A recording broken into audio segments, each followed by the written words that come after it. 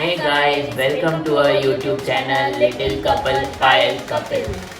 So guys, you know what? आप लोगों के प्यार और सपोर्ट की वजह से क्या हुआ है? हम लोगों का आर्टिकल 14 अप्रैल को इंडिया लीडिंग न्यूज़पेपर पत्रिका में आया है. Check this out. So guys, आप सब लोगों की डिमांड थी कि हम अपनी लव स्टोरी शेयर करें, हम लोग कैसे मिले एंड ऑल. पर गाइस, इन सब के पीछे आपको ये जानना बहुत जरूरी है कि हम लोगों ने अपनी लाइफ में क्या क्या किया, क्या हमने स्ट्रगल किए, हमने अपनी लाइफ को कैसे फेस किया. तो गाइस, आप लोगों का ये जानना भी बहुत जरूरी है. This is Payal Thawani here. I was born in Pali, Rajasthan. This is Kapil Bajaj. I was born in Indore, Madhya Pradesh. We guys suffer from dwarfism and arthrogryposis.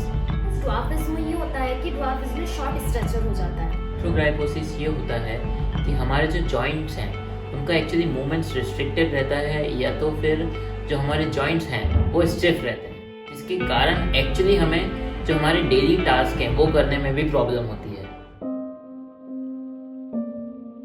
So guys, अब बारी आती है हमारी स्कूलिंग की कि हम लोगों ने हमारी स्कूलिंग कहाँ से की. तो मेरी स्कूलिंग पाली राजस्थान से हुई है और स्कूल लाइफ में ये था कि अच्छे से निकली. फैमिली और फ्रेंड्स का भी काफ़ी सपोर्ट था. स्कूल लाइफ में भी जो बाकी लोग थे उनका भी काफ़ी सपोर्ट था.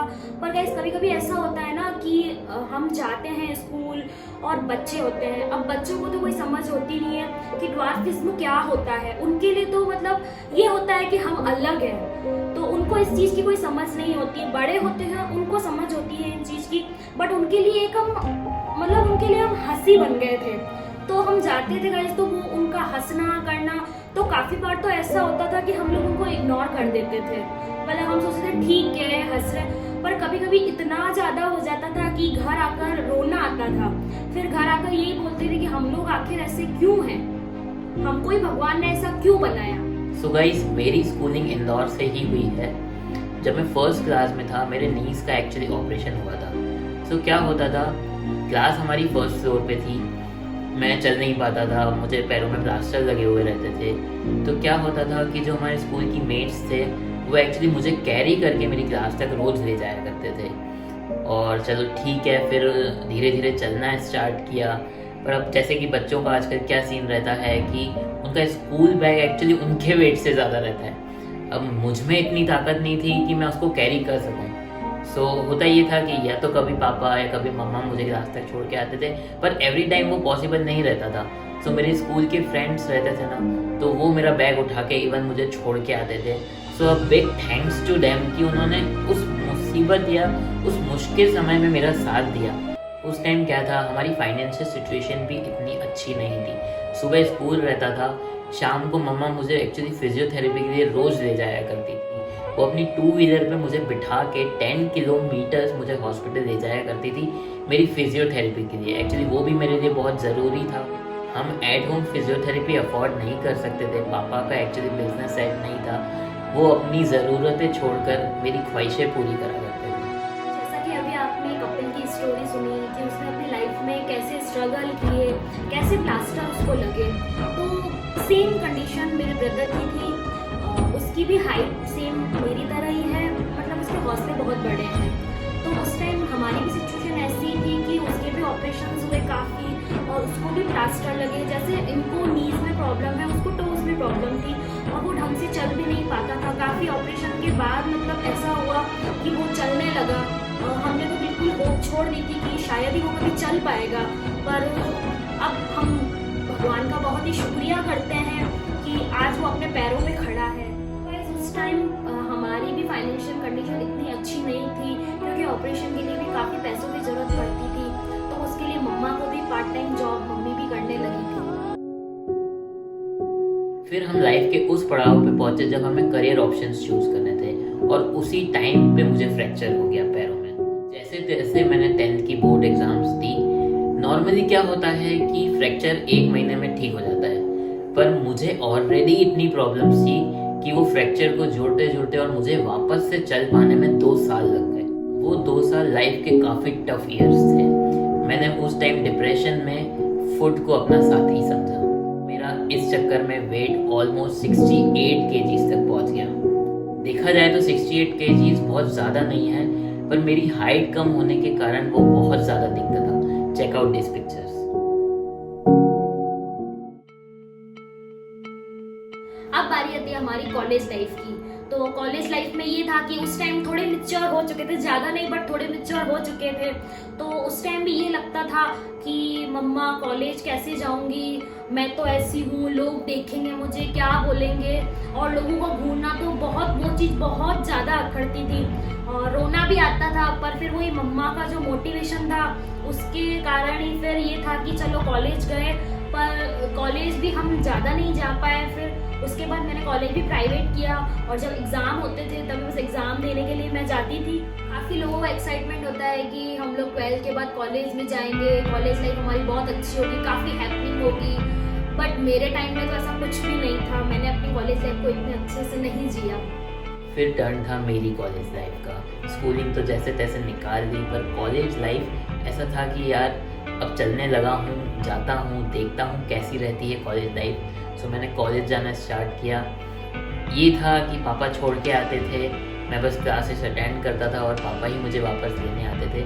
वो इन्जॉयमेंट जो रहता है ना, मैं वो नहीं कर पाता था, बहुत ज़्यादा प्रॉब्लम होती थी। और फिर ऐसा होने लगा कि वेट भी मेरा, आपने जैसे देखा कि कितना ज़्यादा बढ़ चुका था, मुझे इवन बैठने में भी प्रॉब्लम होती थी। और फिर लाइफ का डार्केस्ट टाइम स्टार्ट हुआ।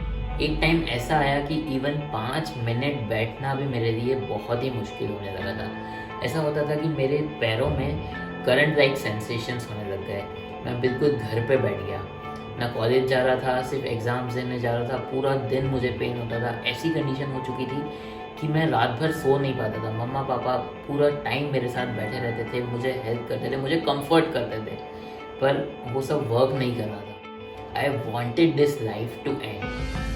सारा टाइम सुसाइड एंड ऑल के थॉट्स रहते थे, क्योंकि ऐसी लाइफ कौन जीना चाहता है यार। आई डिसाइडेड कि यार कुछ चेंज तो लाना ही पड़ेगा। मेन इशू था कि मेरा वेट बहुत ज़्यादा था। मैंने सोचा हाइट का तो मैं कुछ नहीं कर सकता, पर मैं अपने वेट पे तो फोकस कर सकता हूँ। फिर मैं गया जिम।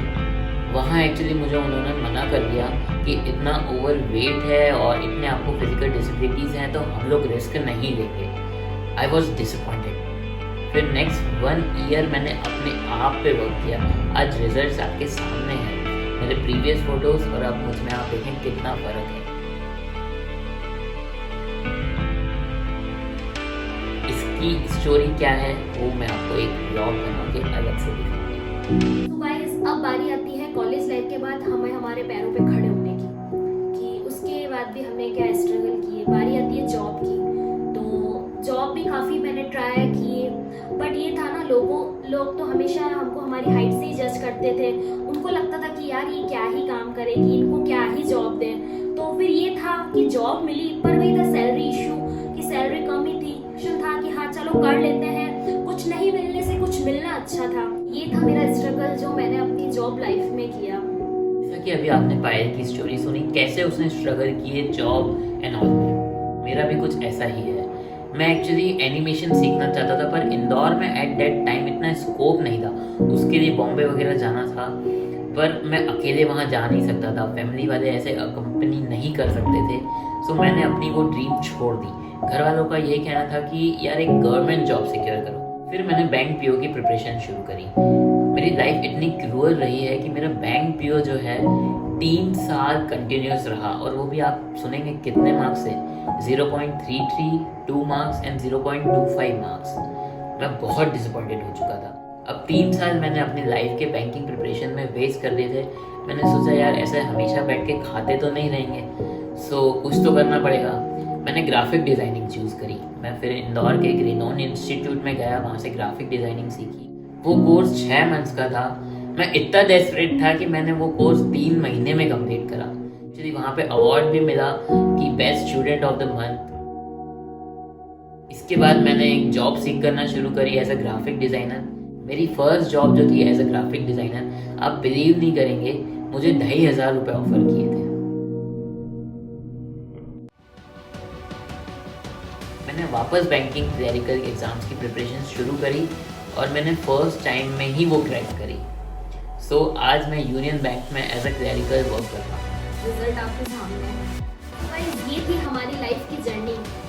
सब लोगों को ये लगता है कि यार ये कितने खुश हैं एंड ऑल, पर उसके पीछे की जो सच्चाई है वो हमने आज आपके सामने रखी है। वो आपका जानना एक्चुअली ज़रूरी था कि हमने हमारी लाइफ में कैसे स्ट्रगल किए हैं, वही हमने आपके सामने सारी स्टोरी शेयर की है। पहले हम सोचते थे कि भगवान ने हमें ऐसा क्यों बनाया, बट थैंक्स टू गॉड कि भगवान ने हमें ऐसा बनाया। थैंक्स टू अवर फैमिली, हमारे मम्मा पापा and my brother, We love you guys.